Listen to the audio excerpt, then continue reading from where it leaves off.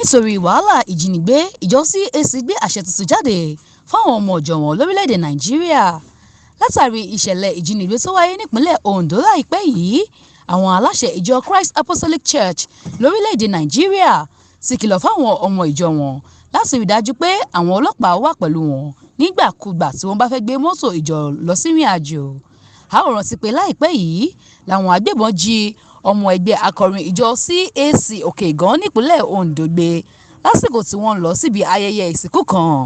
Àwọn mẹ́jọ ni orí kọ́kọ́ kó yọ lẹ́yìn tí àwọn ajínigbé náà sì gba mílíọ̀nù lọ́nà 50 náírà ni wọ́n tó fi àwọn yòókù sílẹ̀. Nítorí náà ni akọ̀wé àpapọ̀ ìjọ CAC lórílẹ̀‐èdè yìí Pásítọ̀ Mapo ṣe sọ nínú àtẹ̀jáde kan tí wọ́n fi síta báyìí pé nígbàkúgbà tí àwọn ọmọ ìjọ náà bá fẹ́ lọ sí ìrìn àjò pẹ̀lú bọ́ọ̀sì tí wọ́n kọ orúkọ ṣọ́ọ̀ṣì sí lára, wọ́n gbọ́dọ̀ gba àwọn ọlọ́pàá tí yóò tẹ̀lé wọn. Ó ní ìjọ CAC kò tún fẹ́ irú ìṣẹ̀lẹ̀ búburú náà mọ́. Nítorí náà gbogbo àwọn pásítọ̀ nínú ìjọ wọn gbọ́dọ̀ tẹ̀lé àṣẹ tuntun yìí. Mariam Ọláníyì ló ń jábọ̀ ìròyìn fún Etí Ọba TV.